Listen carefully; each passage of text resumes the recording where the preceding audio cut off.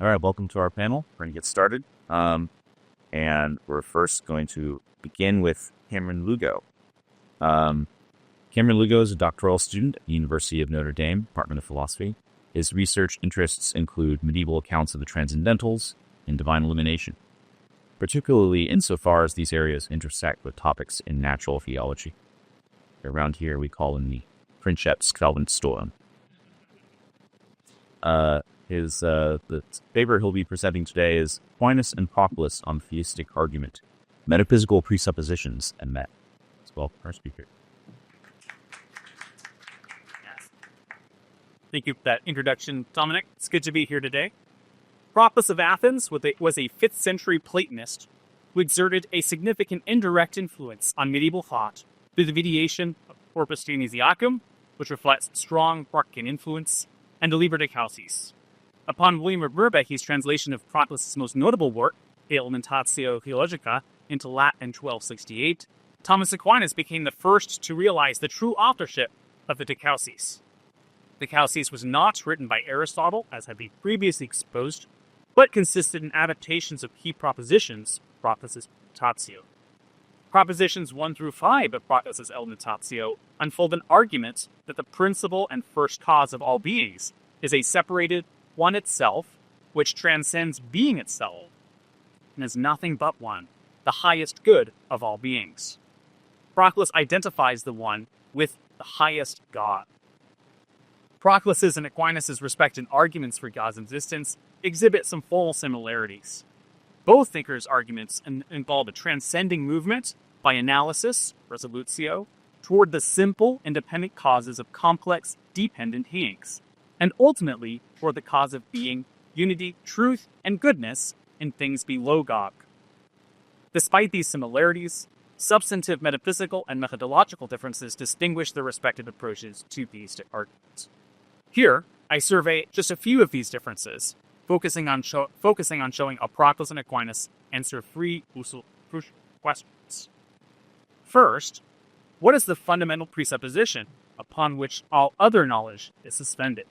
Second, how does this presupposition relate to knowledge of God? And third, how does the process of discursive argument for God's existence relate to knowledge of God, whether innate or acquired knowledge? I begin by considering our two thinkers' views on fundamental presupposition of all knowledge and how it relates to knowledge of God.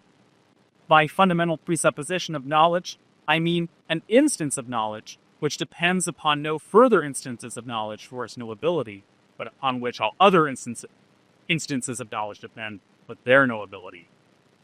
In a sense, this presupposition is first and best known because it's the sine qua non of all other knowledge. However, knowledge of this presupposition can be, and usually is, unconscious. Analysis of the order of knowing is necessary to discover this presupposition. For Proclus, discovering what's first known is either closely related to or just is discovery of the first principle of being. A hyper-intellectual intuition of absolute unity, so Pen, is for Proclus fundamental presupposition of knowledge. An intuition which just is at the level of finite knowledge, intuition on itself. So how Pen. Now, to clear the outset, when I say absolute unity, I mean simply an intuition of unity.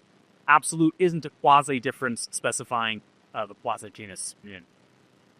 In the Elementatio, propositions 1 through 5, which is applying text's handout, Proclus argues that every manifold somehow participates in the property unity, and that this is true because every manifold participates in the unity which is prior to it, propositions I. Proclus therefore seems committed to the principle of prior unity, which states that for any item or set of items M, multiplicity, with a non-absolute degree of unity, there is some unifier U, such that U is more unified than M, U is metaphysically prior to M, and M is not prior to U. Proclus's main premise in his argument for God's existence is prior unity. The intuition behind prior unity is that if there were some item without an absolute degree of unity, then there would be no explanation for its unity, absent some extra unifier. This is text 2. Its unity would be unintelligent and inexplicable. Thus, every item which involves multiplicity requires some external or some unified unifier. Were there no first absolutely unified unifier, then something would be left unexplained. From this, Proclus concludes that the one itself exists separate from every manifold, and that every manifold proceeds from it.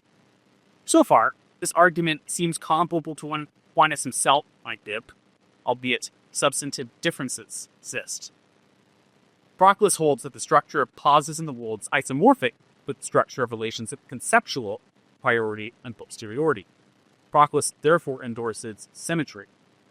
For any x and any y, the concept of x is conceptually prior to the concept of y, if and only that x is metaphysically prior to y. Proclus holds that for every concept of a given level of universality, there is a corresponding separated cause of that concept and a property to which it corresponds. Together with prior unity, symmetry entails priority C, or conception.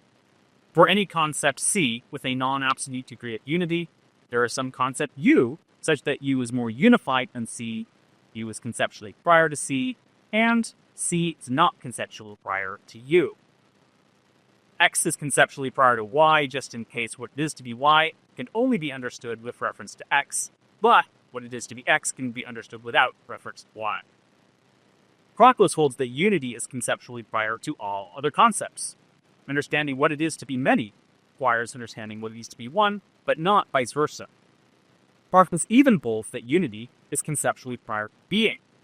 Understanding what being is requires understanding what unity is, but it's not the same thing to apprehend what being is and what unity is. Hence, understanding what being is requires understanding two things, whereas unity is understood entirely per se. An intuition of absolute unity, therefore, is the presupposition of all other knowledge. Without a grasp of it, no other concept can be grasped. Proclus thinks that intuition of absolute unity just is intuition of the one itself, albeit at a finite level. Importantly, Proclus doesn't attempt to justify prior unity C or symmetry, or even prior unity, at least not when he advances his argument that point exists in Propositions 1. Indeed, to the extent that there is a justification for symmetry at all in Neo-Imitatio, it's simply by way of inference from his metaphysics of emanation, knowledge of which depends upon knowledge of symmetry. Apparently, Proclus thinks that it's immediately and non-inferentially evident to a soul appropriately attending to a conceptual priority relation that it entails a metaphysical priority. In particular, a transition from an understanding that absolute unity is conceptually fundamental to the conclusion that the one exists is ultimately immediate and non-inferential. Illustrating this, I think, is the fact that Proclus gives us what we might call a henological argument for the existence of the one. This is the first sentence of text 3. Although the one transcends being, and therefore is not, in a certain sense, it is nevertheless not nothing, since it is one. That absolute unity conceptually differs from nothing else, therefore entails that it metaphysically differs from nothingness, i.e., exists. A bit about the metaphysics that explains how this intuition is available for us. Because anything is intelligible only insofar as it participates in being, the concept of absolute unity by itself actually transcends the apprehension of the intellect. Accordingly, absolute unity is known by a quasi-faculty higher than intellect, which Proclus calls the one of the soul. For Proclus in text 4, we possess in our soul images of all the forms and of the one itself, by which we know, in a manner corresponding to our rank, the forms and the one. This correspondence between knower and known explains the truth of symmetry. The one of the soul is this image of the one intrinsic to our nature. Because unity is of greater extension than being, the one of the soul is of greater extension than our being, and accounts for our unity as individuals. Through a hyper-intellectual awareness of our unity, we intuit absolute being, and therewith the one itself. For Aquinas, by contrast, discovering what's first known differs from discovering a discovery of the first principle of being. For him, intellectual cognition of being ends is the fundamental presupposition of all other intellectual cognition, including cognition of one, unity, unui. Although for Aquinas, unlike Proclus, unity and being are extensive. In question 11, article 1, the prima pars, Aquinas defines unity in terms of being. This is text 5. I answer that it must be said that one does not add anything to being, but is only a negation of division. For one signifies nothing other than undivided being. For this very reason, it is manifest that the one is convertible with being. For Aquinas, one is therefore defined in terms of being, so being is essentially one. Evidently, Aquinas holds that unity is essentially relational. It's wholly a unity or indivision of something. If that's correct, then Aquinas would find it unintelligible to speak, as Proclus does, of the unity that's the unity of anything else. As a side note, Jan Opsimer points out that Proclus might not worry about this, since for Proclus, our intuition of unity transcends intelligibility. Aquinas also differs from Proclus on the relation of the knowledge of being to knowledge of God, first being. Like Proclus, Aquinas accepts prior unity because it gives a different theoretical grounding by rejecting symmetry. In his commentary on De Causis, Proposition 4, Aquinas engages with Proclus specifically, arguing that the Platonists were mistaken to suppose that the more universal a concept is, the more separated and acquired it is, maintaining instead that God is the exemplar cause of all perfections, and most properly being in unity. His earlier commentary on the Atheist of De Trinitate sheds further light on this. There, Aquinas makes 3 relevant sets of distinctions. First, in De Trinitate, question 5, part of it 3, Aquinas distinguishes between 2 operations of the intellect: simple apprehension and judgment. Simple apprehension understands what something is without judging whether it is. Judgment, by contrast, judges whether the thing is by composing and dividing, that is, by forming affirmative negative statements about things at ends. Second, Aquinas distinguishes between 2 ways the intellect distinguishes one thing from another. This is a text 6, and I will skip. Abstractio, whereby the intellect understands that one thing does not exist in the other by the operation of apprehension, and separatio, whereby the intellect apprehends that one thing does not exist in the other by judgment.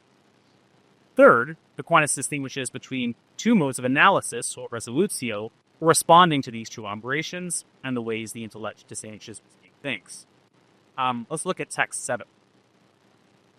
Now, all rational consideration in all the sciences proceeding by analysis terminates in the consideration of the divine science.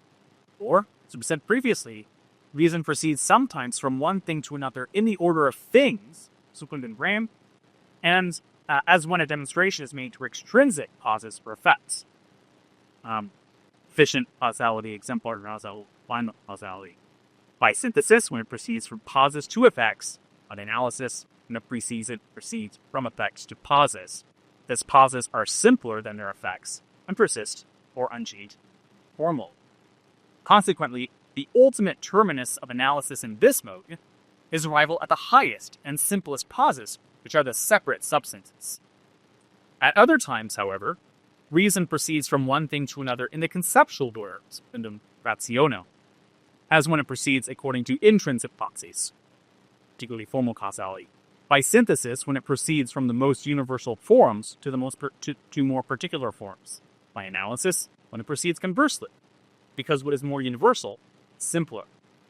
Now, the most universal forms are those which are common to all beings, and so a terminus of analysis in this mode is a consideration of being, and of those properties which belong to being insofar as it is being. These things, moreover, are what the divine science considers, said above, namely, the separate substances and the properties common to all beings. Aquinas faults the Platonists with failing to distinguish simple apprehension and judgment, and therefore failing to distinguish abstractio from separatio, and resolutio secundum rationem from resolutio secundum rem. This is significant for our purposes because, for Aquinas, arguments for God's existence are resolutio secundum rem, which result to the highest separated substance. Because simple apprehension of being is in itself sufficient, insufficient for knowledge that any particular being exists, knowledge of being in general is insufficient for knowledge that God exists. Transition from one to the other requires tracing the order of extrinsic causes back to God as the extrinsic cause of being takes.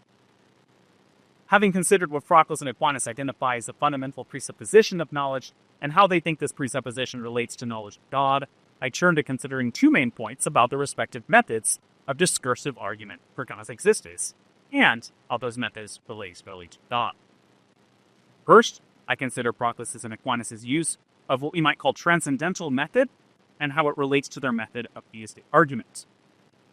Because Proclus does not distinguish between resolutio secundum rem and secundum rationem, for him, analysis of the order of causes external to us is ultimately made possible for humans by knowledge of the conceptual order we have in virtue of the images of the higher cause, our soul. Higher unity seed, then, ends up, explains our knowledge for our unity, and symmetry makes this connection possible. Thus, Proclus follows you could call a transcendental method of analysis, a method that inquires into the fundamental conditions of the possibility of knowledge, conditions which are themselves immanent with the knowledge. By symmetry, this method is also inquiry into the fundamental causes of the object's knowledge.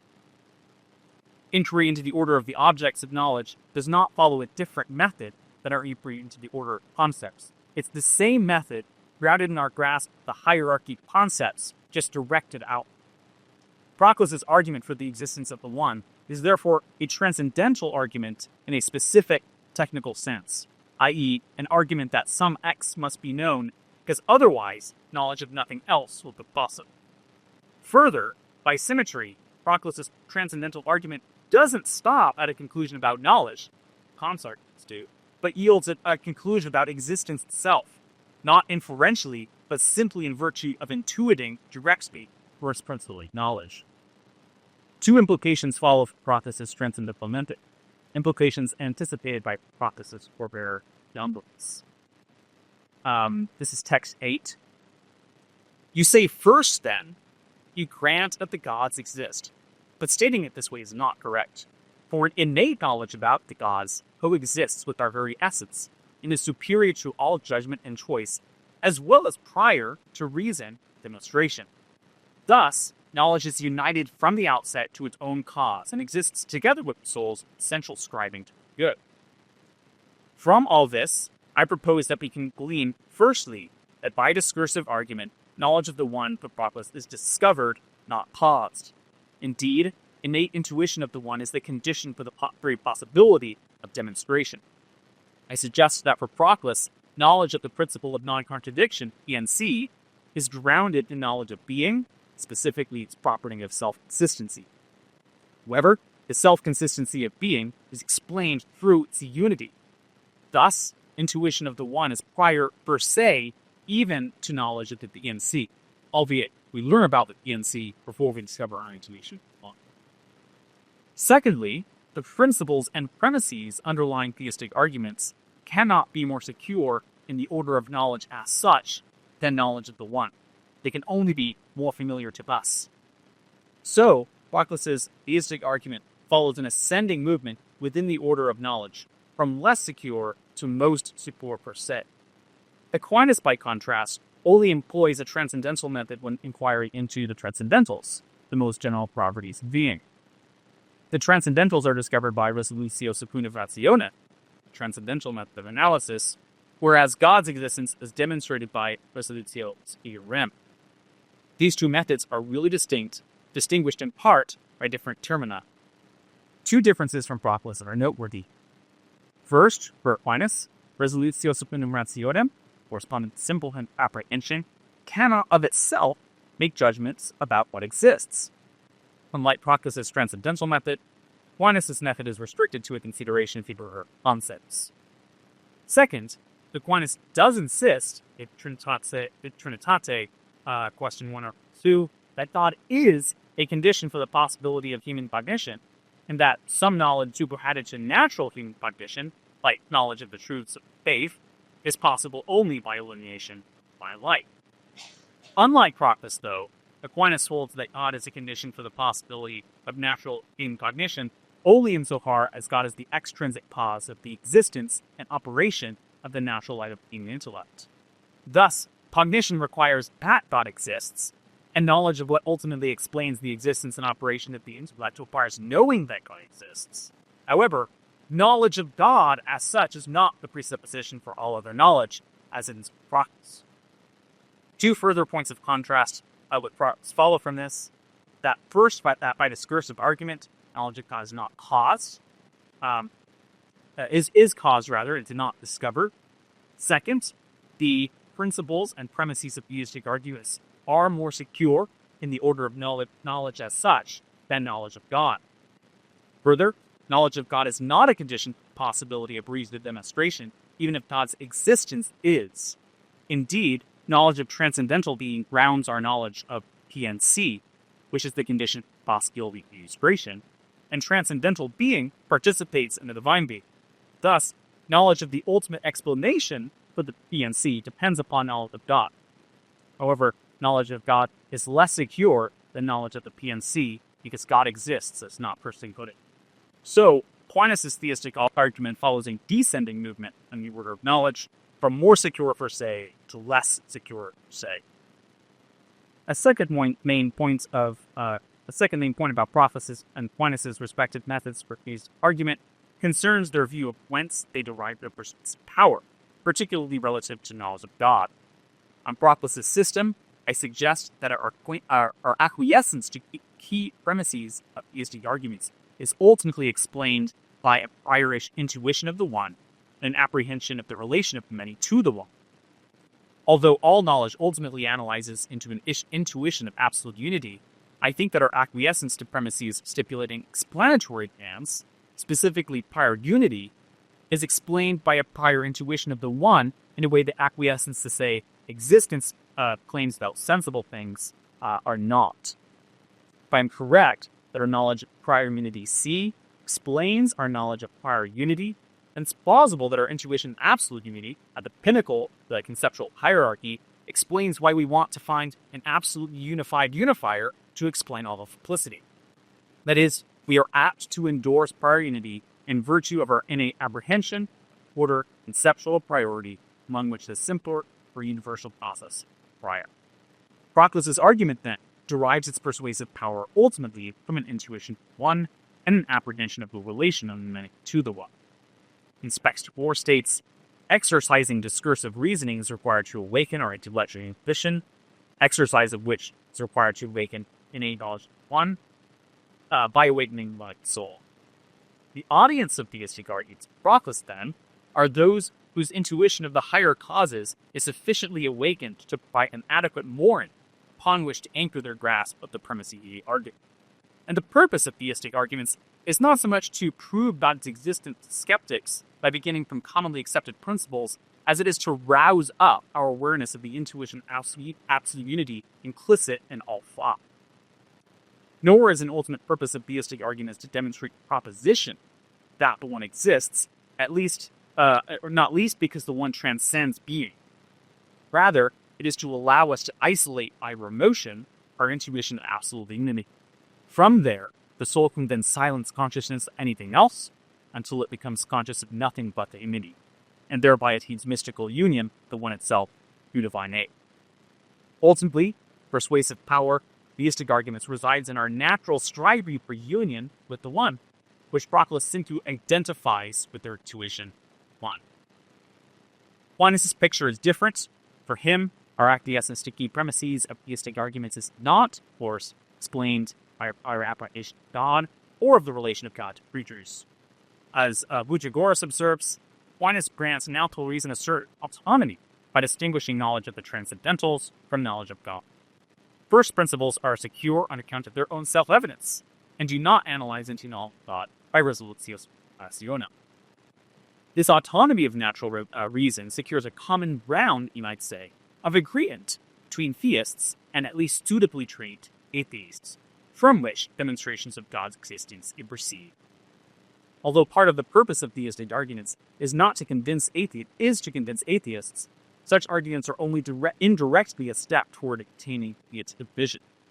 Since the vision is unattainable in this life, administered righteous as a reward of the next life, theistic arguments by convincing atheists can indirectly prepare the way for attaining theistic vision.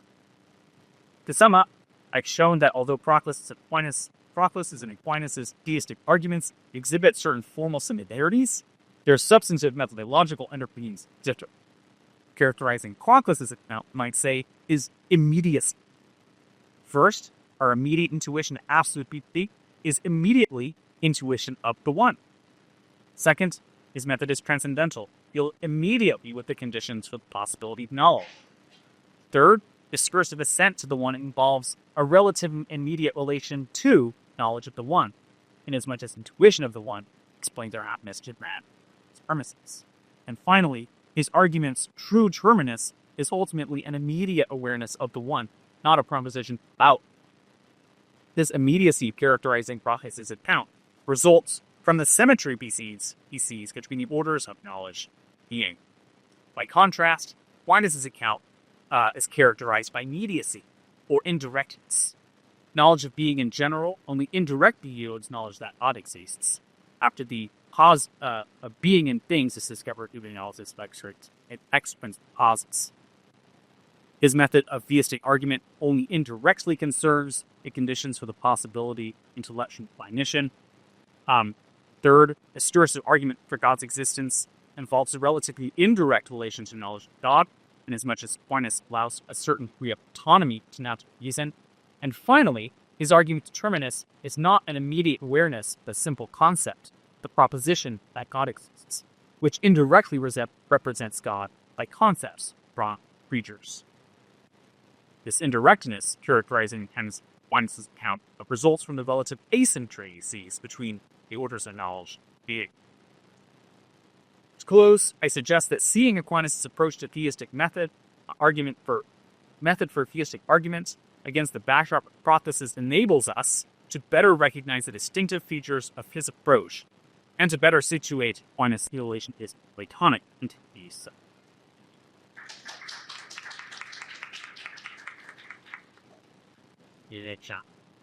Oh, my apologies.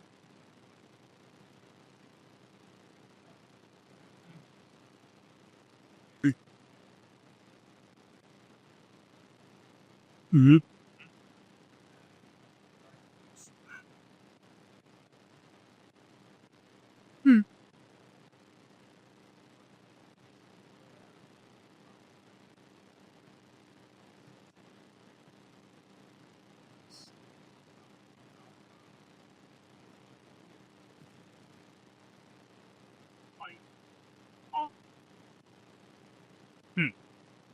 That's really interesting. My hunch would be that the answer might be in proposition, 4, 6, because he's there. I believe that Aquinas does talk about creation, and he doesn't seem to say like, well, Platonists don't believe in creation, and we do. It seems that at least he's willing to recognize that in seed form, the Platonists have some account of creation. Maybe like where they go wrong, his assumption of symmetry.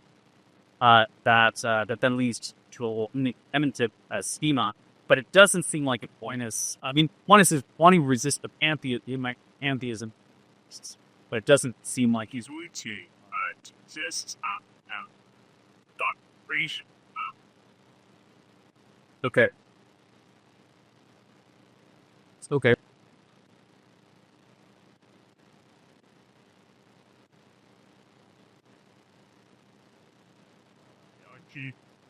She's just that. Shop there, keep up, Becky. Speak. But. Johnny Wow. First, that's by some Sebecker's sites. Girl, Yosh. Latter these terms. Last ideas research eatery pro surface. That is. See. Those happy. I. Pritschet. Deeper. I have a pair. But hand them out to everybody. There's no clock in here, so I have to move my phone. make sure I stay on track here. And, but I'll go to wait just a second or cast the handouts just a little bit. About what I expected for a round with this exciting topic. Right, at least two of them are related. So, all right, we'll go ahead and get started here.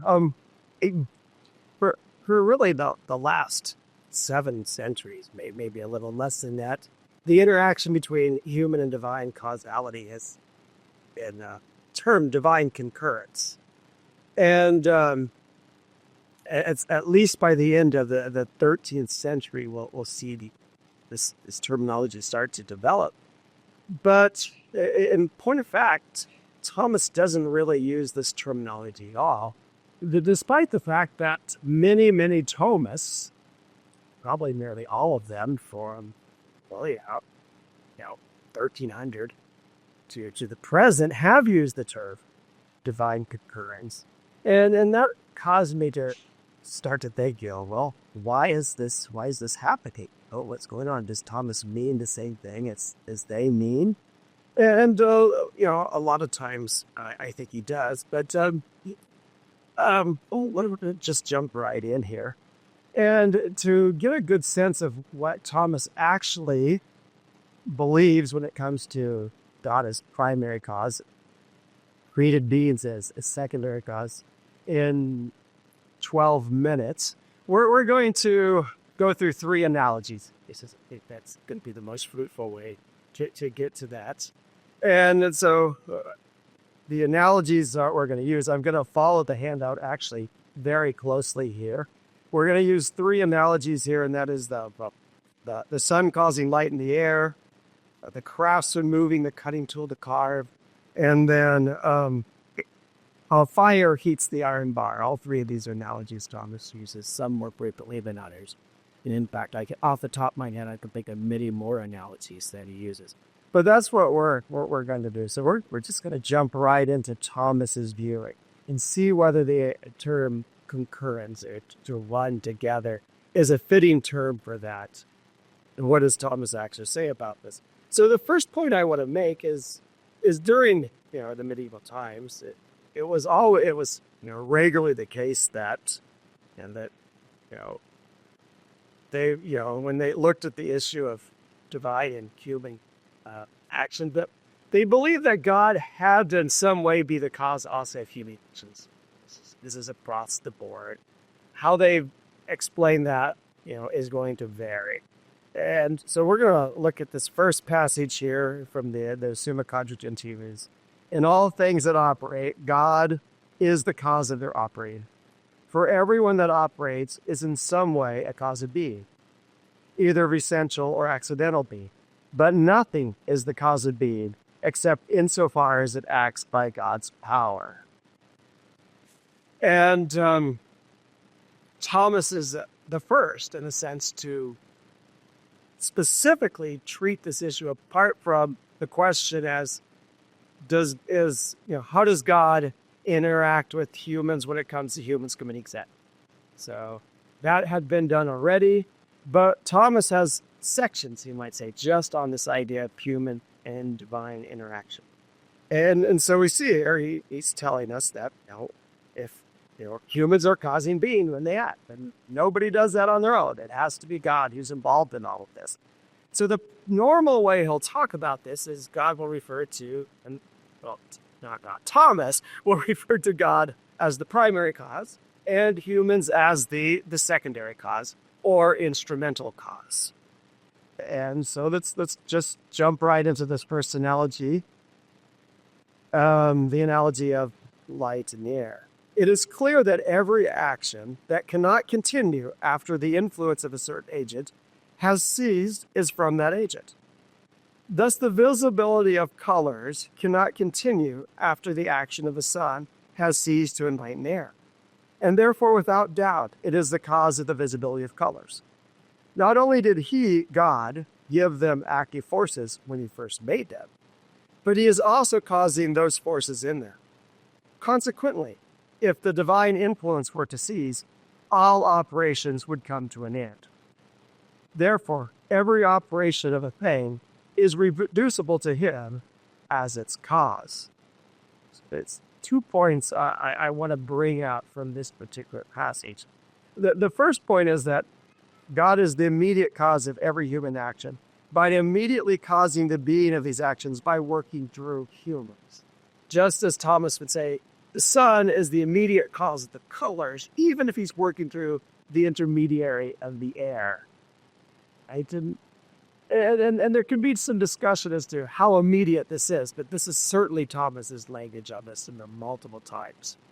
The second point I want to bring out is that just as the air is not able to illuminate by its nature, it only illuminates by participation in the power of the sun. Humans are not able to act by their own nature. They're only able to act by participation in God, who is, in fact, action by essence, who's pure act, as we might say. And so you get this kind of twofold idea from this passage that, one, if God were to cease causing us to act, we would fall. And that power completely comes from God. But nonetheless, just as the air is really doing something, right? By, you might say, its own ability in the secondary realm, right? Nonetheless, humans are really doing something when God works through them. Let's move on to the next analogy. The craftsman moving the cutting tool to carve. Wherever there are several mutually ordained agents, the inferior is moved by the superior. Since what is moved by another has a twofold action. One, which it has by its own form. The other, which it has inasmuch as is moved by another. Thus, the operation of a cutting tool according to its own form is to cut. But inasmuch as it is moved by the craftsman, its operation is to make benches. But the operation which belongs to the thing, merely as moved by another, is not distinct from the operation of the mover. Thus, to make a bench is not a work of the cutting tool, independently of the work of the workman. Hence, wherever the mover and the moved have different forms or operating powers, the proper operation of the mover and the proper operation of the moved must be distinct. Although the moved participates in the operation of the mover, and the mover uses the operation of the moved, and consequently, each acts in communion with the other. So I want to bring out 3 points here. The first is that these causes are not competing causes. They're in different orders. It's not the case that the more the cutting tool does, the less the craftsman does. It's also not the case that the more the craftsman does, the less the cutting tool does. In fact, it's the opposite, right? The perfection of the one enhances the actions of the other. It's not like, we're going to see some analogies later on when we move away from Thomas. It's not like you have 2 people lifting up a big rock. Or this Scotus analogy they talk about a husband and a wife, or a father and a mother, use this terminology, having children, right? That the more one does, the less the other does, and so forth, and so on. The second point I want to bring out is that each cause acts in accord with its nature and abilities, both its substantial form and its accidents, right, as well. And for this, I'm going to use an analogy that Fredosi uses, that it talks about writing the word philosophy on the board with a blue dry erase marker. Inasmuch as the word philosophy is written, that's attributable primarily to the primary cause, the person writing, right? He's the one moving the marker in this way. But inasmuch as it's blue, that's the secondary cause. All right? And so each is working. And then this means then, once that dry eraser marker runs out of ink, that's not a fault of the primary cause. He could still write philosophy, the primary cause, right? But you're not going to get anything more than more. Thomas will use this when to speak of God's causation of sinful actions, but not actually causing sins, right? He uses the analogy of the person walking with a limp. The soul is still, in fact, as the primary cause, is still just causing a rate by walking. But the fact that it limps, the person limps, is on account of secondary cause. A defect in the secondary cause. But it also works the other way, the perfection of the secondary cause. A sharp cutting tool cuts way better than a dull cutting tool, right? And although this doesn't necessarily apply to God, you might say a craftsman who has the form of art is able to make better benches than the one who does not, right? Who's not good at art. But of course, the assumption here is when God's moving us, he is the ultimate craftsman, the perfect, right? So if there's a defect, it's solely the cause of the cutting tool, or the human, right? Or actually, in the case, any created cause, right? That absolutely exists. But nonetheless, we do see this is going to kind of undergird a lot of Thomas's understanding, working through braced humans, or working through humans out they infuse virtues akin to death. As we're perfected more, we can in fact be used more perfectly in accord with God's plan. And so I want to speed up just a little bit here. The last point is on this analogy is that humans are moved in accord with the divine plan and God, just as it's the craftsman who has the form of the bench, example of the bench in his mind, right? And that, in as much as he's a good craftsman, uses the cutting chip to make it. God has the exemplar of all of our actions are the right? Through divine governance and then the eternal law. And then he moves us in accord with that. And likewise, the end is already in the craftsman. Why does he make the bench? Well, no, he wants you to be able to sit down, right? The end of God's divine goodness is ultimately the ultimate cause of all of our actions as well. It participates, our actions, however, participate in different degrees based upon how close they mirror the exemplar of God's mind and participate in the goodness ultimately of God. Let's move on to the last analogy. The fire heats the iron bar. All right, I don't have a specific text for us to read on this, but he does use this a lot of times, but it's pretty simple, right? The iron bar is hot because of the heat of the fire, right? It's not hot by its own nature, but nonetheless, it's able to do human actions. But the key point I want to bring out is that there's a dual dignity disposed on humans by the fact that God works through them. There's first the dignity that humans have in as much as, well, God is working through them. They're an essential part of his working in the world. They participate in a greater way in God because of it. But secondly, and this is why I use the fire of the iron bar, the iron bar has a new form bestowed on it. It is able to do something new because it participates in the heat of the fire itself. Right? And so this is where I quote from the Summa Contradictionis. Nor is it superfluous, if God can produce all natural effects by himself, that they should be produced by certain other causes.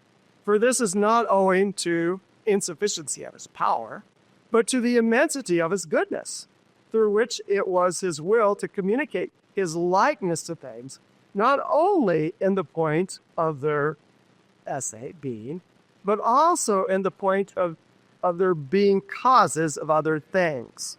I should have left that first being in the Latin, would have made it clear. But the point is, right, we participate in God, we have a likeness to God in a twofold way, both as being a cause of certain things because God works through us, and secondly, because we're made like God in order to be this cause. In this sense, the rational creature is different from the tree, although it participates in God's divine providence. It is not given a greater perfection of grace or virtue in the way that humans actually are. And so this becomes, in a sense, the foundation of the understanding of humans and habitual grace. We are perfected just as the iron bar is perfected by the heat of fire. Right. Let's keep moving on here. I'm going to skip right down to how Thomas uses the term divine concurrence then. So how does he use the term? Well, a detailed word search. They can do so much easier than they can before. Boy, it starts C, right? And online, right? It shows us that he doesn't use the term concurrence in any of the passages he might expect, where he's talking about primary and secondary. No. And certainly he doesn't use the term divine concurrence ever. But there are two passages which you might actually see. He does talk about the human nature and the divine nature in Christ concurring. And then he does also talk about how God and the heavenly bodies concur in the causation of things. So so it's not that he doesn't use it at all, but I think what's going on here is this has an inherited put that where clearly, in my mind, when he uses the term concur, when he's referring to the human and divine nature, in my mind, I see him thinking clearly of the tome to play by the great son. The other great wrote, right? Where it talks about the two natures cooperate together, right? But nonetheless, I'm admitting there are these two borderline anomalies. It's not that he never uses it all when he's talking about primary and instrumental causality. But let's go ahead and move on in time here. Let's see what happens after Thomas. All right, so in the late 13th century, several theologians held that God and created beings are competing causes. Some note that God merely conserves creatures like Peter, John, Olivey, and Durandus the Saint or Saint. Others argue that God does some in human side. Do some, but in all of these cases, you get a different sense. It's not that God's working through the creature now. It's that, in fact, God's doing some things and the creature is doing some things. But we have competing causes, you might say. So here, let's use Scotus's analogy of the father and the mother and the generation of the children. Now, they're ordered causes, like in Thomas. In his view of the father is more of the cause than the mother, right? But nonetheless, and they're both needed, but it's not like the father works through the mother. They're both giving something in the act of doing this. If we move on to Occam here, Occam constructs a worldview that corresponds to God and humans as competing causes. A free and necessary God cannot be bound by working through created causes. So I have this passage for Occam. When a God acts by means of a second cause or together with them, it is not said that God acts mediately as a cosmic cause, or that the second causes are in vain, for he is free and not a necessary agent. If he were not, he would be a necessary agent with respect to anything upon which he acts immediately. A rude example of this can be proposed. One strong man can carry 10 heavy bundles, and nobody else can carry them without his help. Even though some weaker fellow, together with the strong man, can carry the 10 bundles, nonetheless the strong man is able to carry them just as immediately as is the weaker man. If the strong man should wish to carry all 10 by himself, neither on that account is the weaker fellow superfluous. Still using the same terms as Thomas. God's the immediate cause. Primary cause, secondary cause. But he means something vastly different here. Right? Where, in fact, God is an immediate cause without working through a secondary cause, without bestowing causality on a secondary cause, right? And you know, in my theme of using analogies, the analogy shows all this, right? God could pick up all 10 bundles, but out of his goodness, he's going to allow us to pick up it. Right? All right, and so then this competing causality worldview and terminology then, and so Occam is using the term concurrence now, is going to spread ultimately throughout Europe. I would actually read this to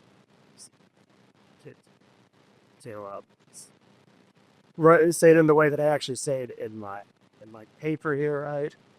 So, because of a variety of things, but most importantly the Black Plague, Occam gains great popularity throughout Europe. One person that he influenced was Gabriel Bill, who continued to hold this view of causality. And let's just keep on. Bill, who claimed to be familiar with both Thomas and Occam, was the main channel for the spread of Occam's worldview into Spain into the 16th century, where where this view and this language, both Thomist and non-Thomist, Fredoso will in fact talk about now. The Thomists will continue to speak of God as working through causes, but that in fact, when it comes to the Jesuits, it's no longer the case. They're both using the same terminology. That's both from Thomas and then Occam, but for the Jesuits, at least Fredoso says, you've got to eat causes. Right? Each is doing part of this.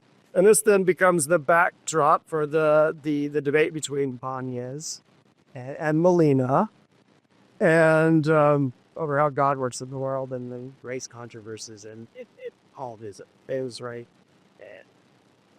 And then, so already as late as, when I quote, I have a quote from Garrigue of the Bronze, right, where I'm not going to read it, I'm just going to tell you where it says here. But basically it says, when we Thomists mean divine concurrence, we don't mean what Molina does. We mean something very different. And then he'll go through kind of the history of how Thomists use the term divine concurrence, right? And it's not. And what's he trying to do? He recognizes that the term concur kind of implies you've got two competing causes, right? Two things running alongside each other. The historian Heiko Oldland, and we're talking about, likes to say, Bill may not use this term, but he really means two horses running alongside each other. When he talks about, Concurrence and mere causality, right? And so Garrigue Lagrange is saying, we got to save this term. Save this term for the Molinists, the view of the Molina and his followers, right? People like that. So what are the implications of this? And I'm going to bring two implications. One more just in the realm of scholars, and more which is much more practical. And so in the realm of scholars, at least going back as far as Melblanc, you have this idea that we have a continuum. And on the one extreme, you've got occasionalism, God's doing everything. On the other extreme, you have mere conservations. God just keeps you in existence and you do everything. And in between, we've got divine concurrence. And as I'm sure all of you are well, Melblanc is on the occasionalism side of that. At least that's the way he's generally read. And what I'm saying is this doesn't really account, isn't the best way of distinguishing things. That if you have a view that God works through things, that immediately says, well, you can't have occasionalism. And you can't also have mere conservationism, right? And so even the divine concurrence in the middle, understood, and in Occamian or Duns Scotus way, that doesn't really fit in. The better distinction is, do you have God bestowing causality on something, God working through things, or do you have God working alongside something as a co-cause of concurring cause? It's a better way of making that distinction.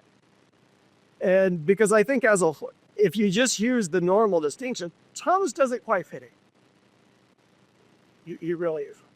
The greater implications, and I'm not saying misuse of the term divine concurrence caused this, or even misunderstanding of this caused it in these days, but you do get a worldview that begins to develop where, I'll start with, in the realm of the sacraments, Father Blake and Martin actually been a paper that, like how, because Duns Scotus has this competing causality view, he ultimately gets this view of where God just does, you get the Pritschet in the words, and that God just does this, right? And then you get consubstantiation, as opposed to an instrumental understanding or sacraments or instrumental process of grace. So I have this continuum here. On the far side of the sacraments, you get a type of occasionalism, and you get consubstantiation. But if you go to and by the way, none of these are the right view. You go to the other extreme, you get the bread and ceremony as mere saints. In each case, God is doing part, and the sacrament's doing part. Right? Or in Christology, although this predated Thomas, you have the same basic idea. You got the idea, is the divine nature doing part, human doing part, right? Well, the divine nature is doing all of it. You get, ultimately, docetism. Christ just appears. And then a little farther along, monophysitism, right?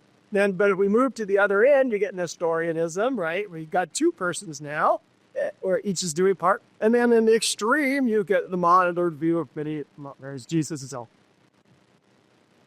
right? In science, we have we got you get God's doing some created causes or doing some things, right? No, the more we know about the created world, the less we need God, and then the fallacious narrative as it's told over and over and over again. The reason we don't believe in God is because now we have science, right?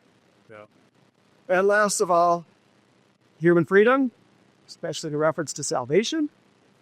This is Luther's point. If you take the position of Beale or the position of Erasmus, well, we're free because we do part and God does part. So that's just basis. And I think he's mostly right about that, right? So he says it can't be humans in God; it must just be God, right? And then, but you get to the opposite extreme of the sheer autonomy of enlightenment. Can't be humans and God both. It's just humans. Anyway, I'm done.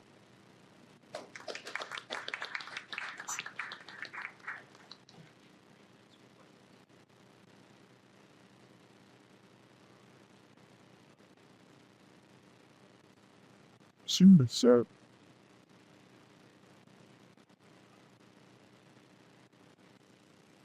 Mm-hmm.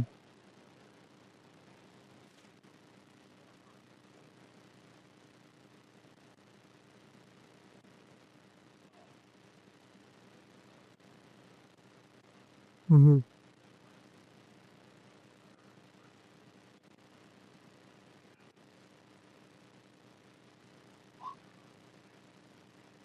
Mm-hmm.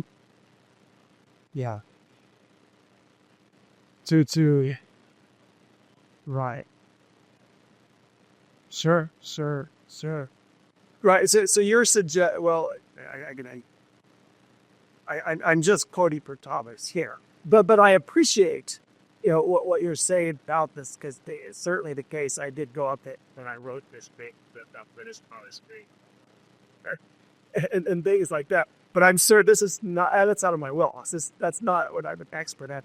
But you're saying that if I adjusted the analogy a little more, it would be even better. With the other casts, right? I picked this. Right.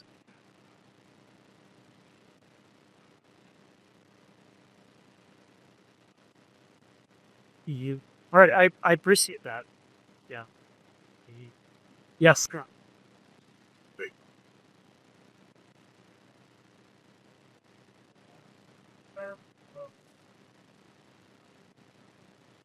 That's right. That's right. Right. And it is I think you have a twofold thing going on here, right? At least historically, how it happens, right? Aachen, at least the way he writes it, he's concerned about God's freedom, and then human freedom is a reflection of that, right? And that's why you're going to need this key purchase. But at least the way it develops, they're way more worried about God purchasing the set. But the answer to this for Thomas is simply this: God moves things in accord with their nature. Humans are free beings. Consequently, God, it's not just that God's moving takes away. It's not God's moving. He's essential for your freedom. And not only that, the more you participate in his wisdom and his love, the more free you actually are. And the less you do that, the less free you are. And so that's what's going on with Thomas. In fact, the more movement put down, the more free you are. So. All right.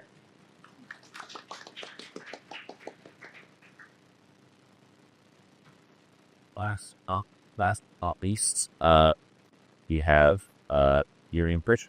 Miriam Pritschet is a PhD candidate and teaching fellow at the Catholic University of America. Her research interests center upon Thomistic metaphysics and God's causal knowledge, although she also has a forthcoming article on the thought of Pritschet. The paper she is presenting today is entitled Enuntiabilia Explore, Aquinas on God's Knowledge of States Affairs. So,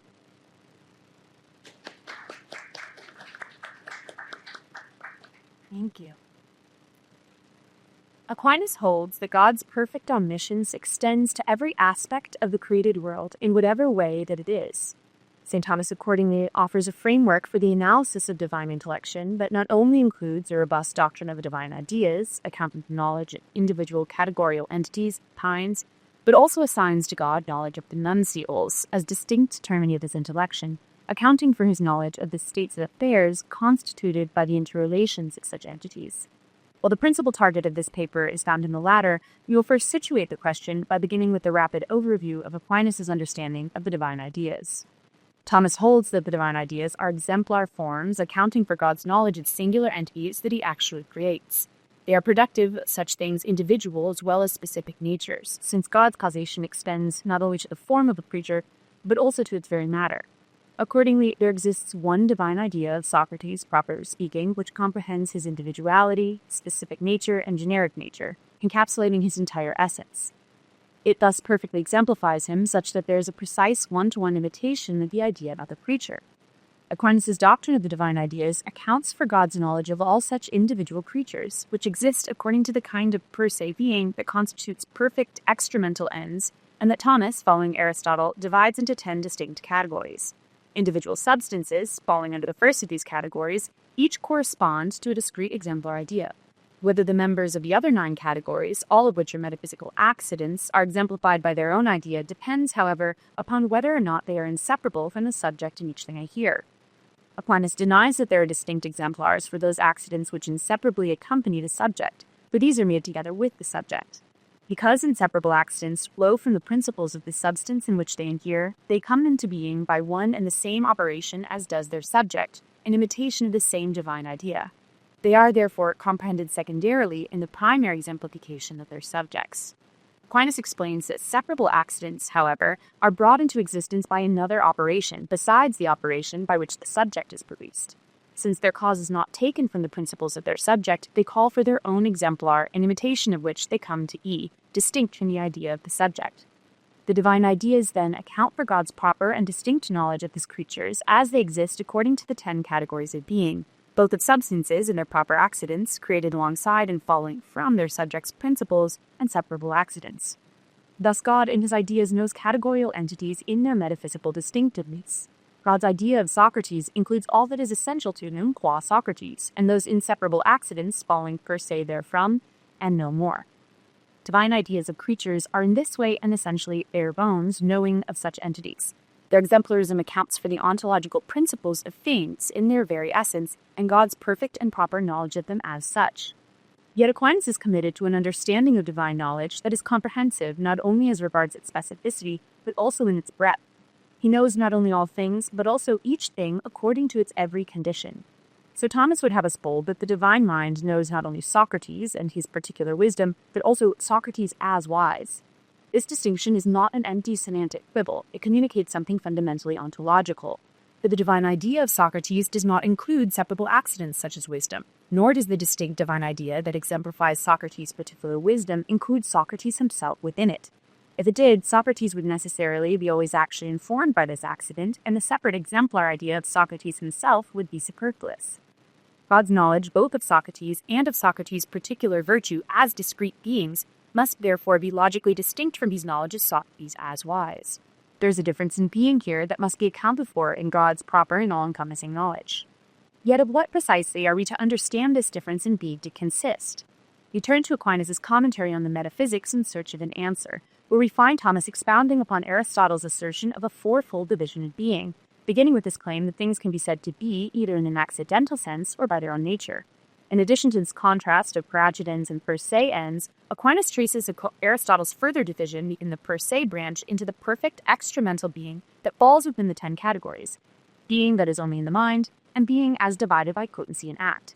Thus, it becomes clear that the categorical sense of being accounted for in the divine ideas is not exhaustive of creative being, and neither, therefore, can God's knowledge of the divine ideas be exhaustive of the scope of his understanding. Rather, we must acknowledge further termini of God's knowing, which encapsulates the whole of creation, extending even to being in its analogical and attenuated senses. Accordingly, Aquinas argues that the perfection and totality of divine knowledge requires us to affirm that God knows not only things themselves, but also enunciables, Enuntiabilia, and things composed. What are we to understand by an enunciable? The elusive term of art seems to have first been formulated in 1132 by Adam of Balsham, and was quickly conflated with Peter Abelard's dictum, or subiubicatum propositions, resulting in a roughly synonymous use of these three terms by 12th century schools of logic to indicate the significance of a mental proposition taken as a whole. The ontological character of such a significate, and so of the enunciable, remained unclear, however, leading to fierce debate regarding its status. The reason for such contention can be appreciated upon consideration of the semantic theory and operation of time, according to which the significate of a term, as that of which it establishes an understanding, is carefully distinguished from the thing signified, res significata, as the extramental nature to which the significate corresponds. The res significata is typically a form and must in turn be differentiated from the supposit as the entity in possession of said form. But how are these semantic notions to be applied in the case of whole propositions? You have identified an enunciable as the significate of a proposition, yet determining its exact nature as such is difficult, for a proposition includes not only categorematic but also syncadborematic features, all of which must be accounted for. The trouble quickly emerges on even the briefest consideration. Of what precisely does a proposition establish an understanding? What is the ratio which it causes one to think? We can give no single definition for Socrates is white, for instance. What then can be said of the concept that it signifies? What, moreover, would the res significata of such a proposition be? To what form or perfection hit point? It seems there is no single nature that Socrates is white could indicate. It is not even clear what kind of referent could stand as a supposit for such a complex whole. To what entity would Socrates is white refer? A proposition does not correspond cleanly to a single essence or definition, as individual categorematic terms do, challenging the sense in which our semantic notions can be brought to bear. Indeed, the very composite character of a proposition is indicative of the distinction between that which is captured and expressed by it, and that which is captured and expressed by individual terms. This distinction is so fundamental to our human mode of cognition that for Thomas it is reflectified first act of our intellect. In keeping with the Aristotelian distinction amongst these that are said between those involved in combination and those that are said without combination, Aquinas accordingly holds that the human mind grasps quiddities through its first act, that of simple apprehension, but it is the second operation of the intellect, that of composition and division, the act of judging, that produces a proposition. This resulting proposition, a union in which subject, holding the determinable place in matter, and predicate as the determining or formal element, are combined either affirmatively or negatively, is not an object of the world, but a being of reason, complex intention or conception. Aquinas locates propositions within the second branch of per se being in his commentary on Metaphysics 5.7. Identifying this sense of being as ens verum, or being as true, Thomas there describes it as another mode of being according to which to be and is signify the composition of a proposition which the intellect makes by composing and dividing. In such cases, esse signifies that some statement is true. In its role as copula, therefore, he is that joins the subject and predicate, signifies the truth of the propositional complex, being as true. Aquinas holds, however, that truth is fundamentally a correspondence or adequation between intellect and thing, such that from the fact that something is, in reality, in rare natura, there follows truth or falsity in a proposition. The mind, therefore, joins subject and predicate in a proposition that is true, paradigmatically speaking, only if that complex concept is the likeness of some actual extramental composition. That is to say, a proposition is true only if the unity that it constitutes as a joining of subject and predicate is reflective of some real composed unity of being outside mind. Although the proposition itself exists as a being of reason, it must correspond in some way to how things really are out in the world. This dependence of the truth of mental entities upon extramental reality points us to the intimate interrelationship of vocal expression, concepts, and things in rare natura. Their interplay is brought to the fore in Thomas's understanding of signification. Whereas a word or proposition immediately signifies a mental entity, a concept of mind, it immediately or ultimately signifies something existing outside of the mind. Confusion surrounding the identity of the enunciable follows, therefore, from contention regarding what the extramental being signified by whole propositions might be. Paradigmatically, categorematic terms ultimately signify individual entities that fall within the Aristotelian categories and that are exemplified by the divine ideas. Yet there is no single categorical being signified by the proposition Socrates is white. Whatever the significance of such a whole might be, it is not a thing in the categorical sense of per se being. Neither is it unrelated to such things, however, for it is about them, it joins them. An enunciable, like Abelard's dictum, as Gabriel Mechelmans writes, is an asserted state of affairs, or manner in which things denoted by the categorematic subject term and predicate term are related. This asserted manner of relation between subject and predicate indicates that the res, or asserted state of affairs, exists, or is the case, or does not exist. The enunciable is therefore not only a matter of the complex conception in the mind, but also the actual state of affairs as it exists in rerum natura. The term enunciable, then, like ratio, is to be understood as a second intentional term. Although enunciable primarily refers to that which is or may be in the mind as that which we are able to enunciate, the same term can be applied secondarily, by a sort of causal extension, to the extramental reality that serves as the remote foundation, as that about which we are able to enunciate. The res that constitutes the foundation, grounding the truth of proposition formed by the intellect's judgment, and thus be enunciable as it exists in rerum natura, therefore is not a thing in the sense of categorial being as such, but rather the interrelationship in complex conjunction between categorial entities, the state of affairs by which these beings exist in connection with each other. That Aquinas' position should be understood in concordance with this Abelardian identification of the dictum or enunciable as a modus sehebendi, or state of affairs, is strongly suggested not only by Thomas's explicit references to enunciabilia, but even by his general treatment of the extramental foundation of the truth propositions in the second act of the intellect. For, as he writes, the truth and falsity that is in speech or belief must be reduced to the disposition of the thing as to the cause. When the intellect forms a proposition, however, it takes two aspects, one of which is related as formal with respect to the other, whence it takes it as existing in the other. And therefore, if such an operation of the intellect should be reduced to a thing as to its cause, it is necessary that in composite substances, the very composition of form with matter, or of that which is related in the manner of form and matter, or likewise the composition of an accident with a subject, is related, answer, as it were, to the foundation and cause of the truth in the composition, which the intellect forms within and expresses verbally. As when I say, Socrates is a man, the truth of this enunciation is caused by the composition of the human form with the individual matter, through which Socrates is this man. So too, when I say a man is white, the cause of its truth is the composition of whiteness with this subject. For Aquinas, then, it is composition that stands at the heart of the signification of our statements. It is not merely Socrates, nor Socrates' whiteness, but rather the very composition of Socrates and his whiteness that serves as the ultimate foundation of the truth of the proposition Socrates is white. This complex interrelationship of entities, in this case the actual adherence of an accident and its substance, is what is ultimately signified by the proposition. Thus, Aquinas considers the composition made by judgment to be imitative of an extramental reality, but it is a conjunctive extramental reality. For Thomas, then, as for Abelard, it is the state of affairs as the manner of relation between subject and predicate, their extramental unity to which the enunciable ultimately answers. You must be careful, however, in assessing the kind of extramental unity that the proposition reflects, for the sort of actualization affirmed of the subject in an asserted composition depends upon the nature of the form or perfection predicated of it, alerting us to a metaphysical variability in the kind of being signified by a proposition.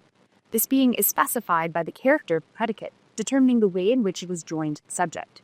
We must take into consideration, therefore, the diverse ways in which a predicate can qualify the being with the subject, and so the kind of unity or qualified being signified by propositions as a whole. All propositions assert a numerical unity of subject and predicate in the same supposit.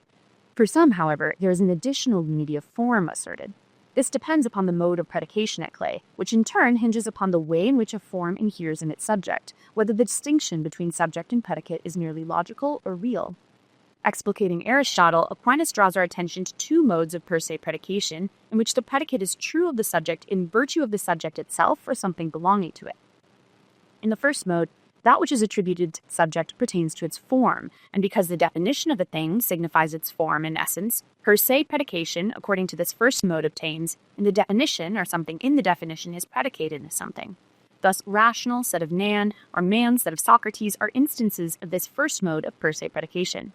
In the second mode, the subject constitutes the proper matter of the predicate, such that it is included in its very definition.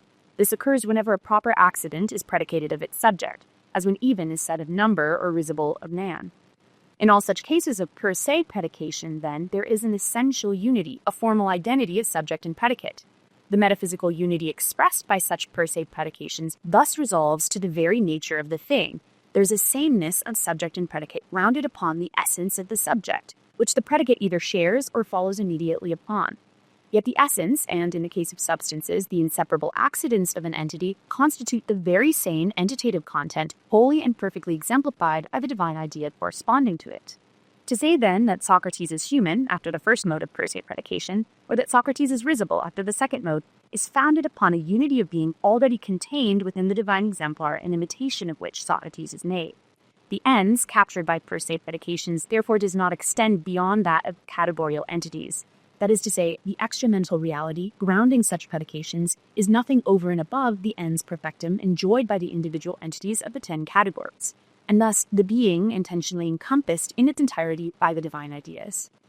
Not so for Cratchit's predications, however, such as the animal is white, in which the predicate is not included within the definition of the subject, nor the subject in the definition of the predicate. The relationship between subject and predicate thus enjoys no essential or formal identity, and so lacks the necessity characterizing per se predications. It is a contingent connection, and their incidental, merely numeric unity in the concrete subject need not be. The Pritschet's unity of subject and predicate in such propositions is thus indicative of a metaphysical reality. The extramental being ultimately signified by such propositions is not simply the categorical sense captured in per se predications, but rather an incidental connection of such entities, ens Pritschet's. Accidental predication therefore signifies an accidental sense of being, leading us back to Aquinas' fourfold division of such senses in the Metaphysics commentary. There, we are told that unlike categorical being, which is divided into substance and accidents according to an absolute consideration, ens per accidens must be understood by a comparison of accident to substance. This comparison is signified by the copula per accidens predications, for it is the whole, man is white, taken as a unity, it is an accidental being. Aquinas provides a threefold division within the sense of being. One can predicate per accidens an accident of a subject, as in man is musical, a subject of an accident, the musical thing is man, or an accident of an accident, the white thing is musical. Such accidental interconnections between individual beings are outside the essences of the terms involved. They are wholly incidental, beyond the scope of that which is essential to the discrete entities conjoined thereby. Their per accidens being, ultimately signified by accident of predications, is therefore not reducible to the quantitative content of the divine ideas. Although both Socrates and his sitting are known in their metaphysical totality and God's knowledge of the divine ideas exemplifying them, as an individual substance and separable accident respectively, the composite, Socrates as sitting, taken as a whole, is an accidental being that is not included within either divine idea. Insofar as ens per accidens is a genuine, albeit derivative, mode of being, however, it too must be known by God. Since it is not accounted for within the divine ideas, the conjunction of Socrates and his sitting must then constitute a further quod known by the divine mind. Thus, per accidens being is known by God, but not as encompassed within the divine ideas, which account for divine knowledge of individual categorical entities. Rather, such accidental combinations comprise distinct termini of God's active intellection. They are discrete whats that are known by God in addition to the divine ideas. There is therefore a crucial distinction to be drawn within God's knowledge of enunciables in the secondary sense of the term, as the extramental states of affairs ultimately signified by whole propositions. Enunciables signified by per se predications ultimately reduce to being in the categorical per se sense. Accordingly, God's knowledge of such enunciables entails no further terminus beyond the divine ideas. Enunciables signified by per accidens predications, however, are not fully encompassed by the divine ideas that exemplify the entities conjoined therein. For the extramental being remotely grounding such propositions is itself a mode of being distinct from, though referential to, the ens perfectum of individual entities. God's knowledge of such per accidens unions is not simply reducible to his knowledge in the divine ideas, and thus the divine mind must also know such enunciable states of affairs in addition to what is known in divine ideas. God's intellection of these enuntiabilia is therefore a distinct end of his knowing, although the being remotely founding of per se predications, that is, Socrates is human, is accounted for by God's knowledge in divine ideas. Therefore, enunciables signified by per accidens predications, like Socrates is white, must be known by God as further termini of his intellection, accounting for per accidens extramental unities. Our exploration of God's exhaustive knowledge of his creation has thus made clear to us the import of divine knowledge of enunciables in addition to divine ideas. As the states of affairs ultimately signified by entire propositions, such enunciables are known by God, with the exception of the significata per se predications, as further termini of divine intellection not encompassed by the ideas. Accordingly, we have found that this knowledge captures senses of being beyond that of the categories, most prominently the per accidens unities of separable accidents and the subjects in which they inhere. Much remains to be discussed and explored following this rapid-fire overview of the nature and role of enunciabilia and Aquinas' consideration of divine knowledge. It is my hope, however, that this cursory treatment has nevertheless offered us an initial foothold in the attempt to scale towards a fuller understanding, and has helped in motivating us to undertake the continued climb by providing some sense of the substantive and fascinating place of enunciables within Aquinas' account of God's creative, all-encompassing knowledge. Thank you.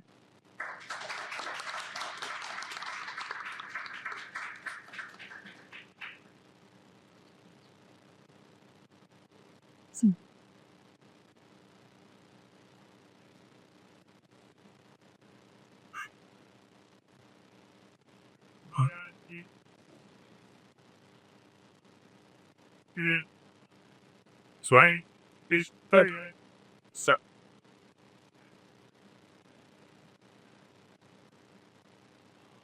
say yes, it's love.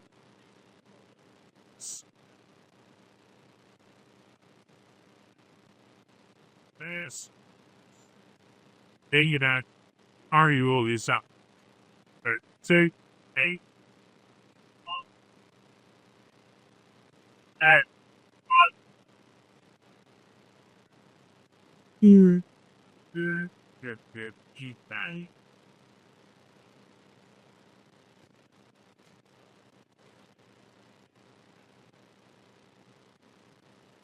Sure. I would love to see, the text you have in mind. So identity statements, that kind of category, Socrates is a white thing. Is it the assertion of just the mere identity of like white thing, and Socrates in a way like Clark Kent is Superman? But the logical structure of you have this kind of determinable thing is the subject. We're going to assert something of it. What is it? We have the formal aspect coming from the predicate that then is going to qualifying the being, the thing. So the distinction between like in English we have white and you just have this pure adjectival thing. In Latin we have kind of signified as concrete. So it's white thing as opposed to whiteness. It wouldn't be true if I said Socrates is whiteness. It would need the kind of demotive signifying of a concrete being. But that's not to negate the kind of specification of what am I saying of the predicate here. It's not just a simple identity of the two, but it's the kind of qualification of Socrates. In other words, we see the sort of place of logical structure that's reflected then in what's actually asserted in the composition of accident in its subject of like this white form inhering in Socrates. But you're right. So the identity statements as a discrete logical form, when it's not the case of something like an accident that I'm concretely signifying as like the white thing and attributing, the inherence of whiteness to Socrates, but just an actual, Clark Kent and Superman example. That would, I think the logical structure in that, I'd love to see the text and explore a little bit more what's happening in those instances. Thank you.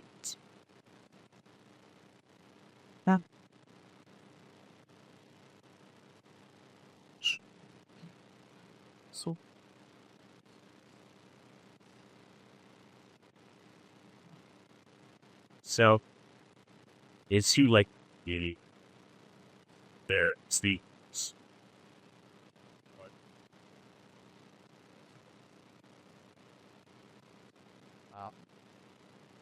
So, that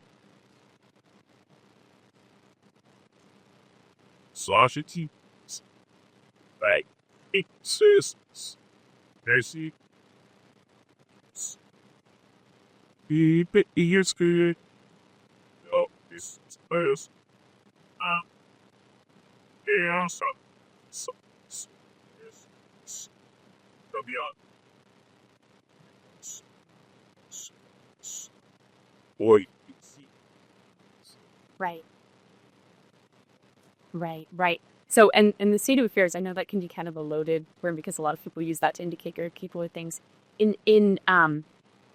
the context of Aquinas' use of it, and similarly with the Abelard dictum, the state of affairs is indicating it's a sort of relationality, but not as an additional like metaphysical accident and category of relation.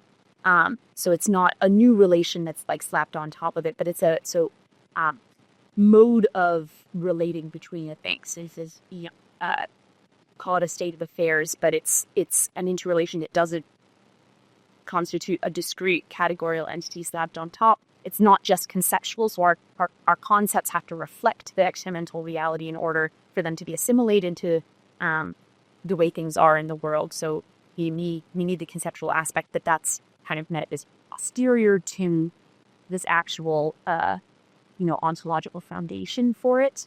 And I suppose if I was to maybe try to take a stab at articulate what an alternative to any of those options would be, if I don't mind. It's not just conceptual, it's not an additional relation, it's something relational as a sort of non-categorical sense. I think if you think about it in terms of actuality, perhaps that's helpful. So if you have an actually occurring accident, I have the qualification of this subject as actually, its being is qualified in some way, while white or sitting or whatever it is.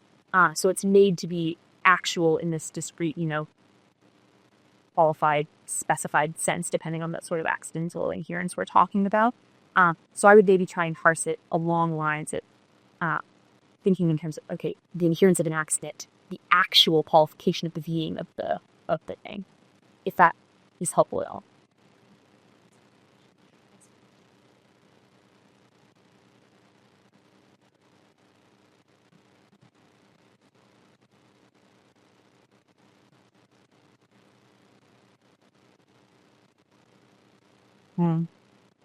Right.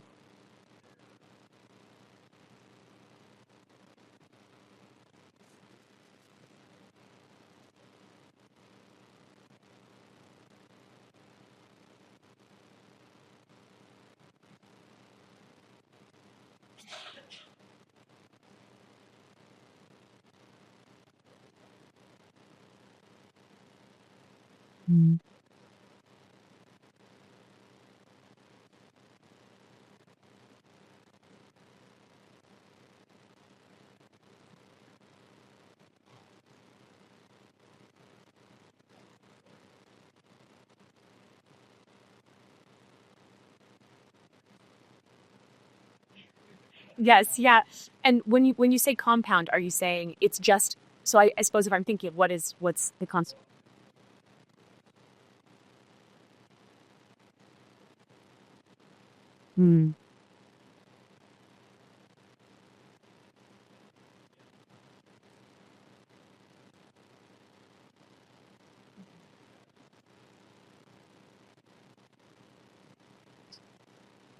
I think that sounds right, and an fruitful approach. I would just say maybe I would also want to think about the compound also in regard to actuality. I mean, we also have the problem, so identity statements are one kind of tricky case. We also have, existential predications that actually seem to me to be instances of this kind of, it's asserting a sort of state of affairs actually existed Socrates, in as much as whose actus is that he is not included in the divine ideas either. It also seems to be something God would know that's beyond what he knows in the divine ideas. So the compound, actually exists to Socrates. The composition of his matter and form fabricate there. The actual compound maybe is how I'm. Yeah. So yeah. I must. Yeah. Yes.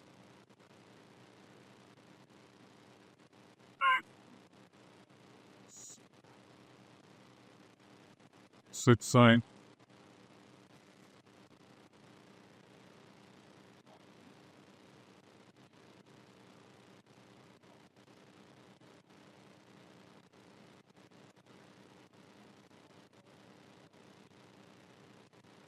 That's correct. Or so in the instance of whiteness, that's a separable accident. So there'd also be a divine idea of Socrates' whiteness, but it wouldn't be included in that either. So yeah, right.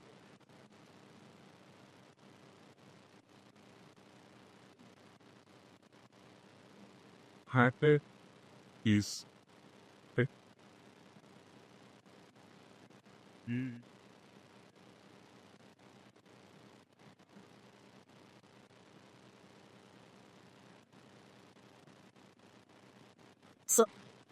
So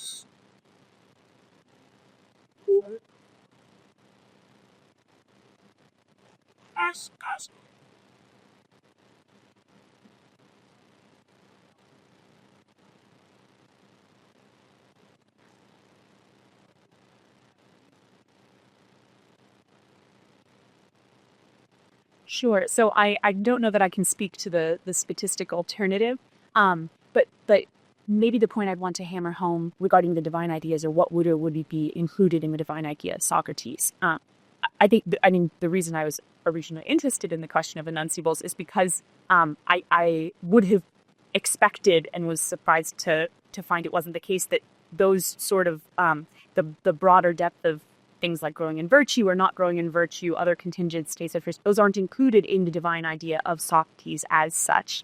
And part of the problem is, the very contingency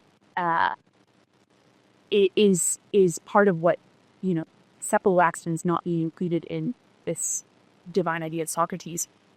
Because God is, the perfect artisan, he doesn't fall short in this creation of things in imitation of divine ideas.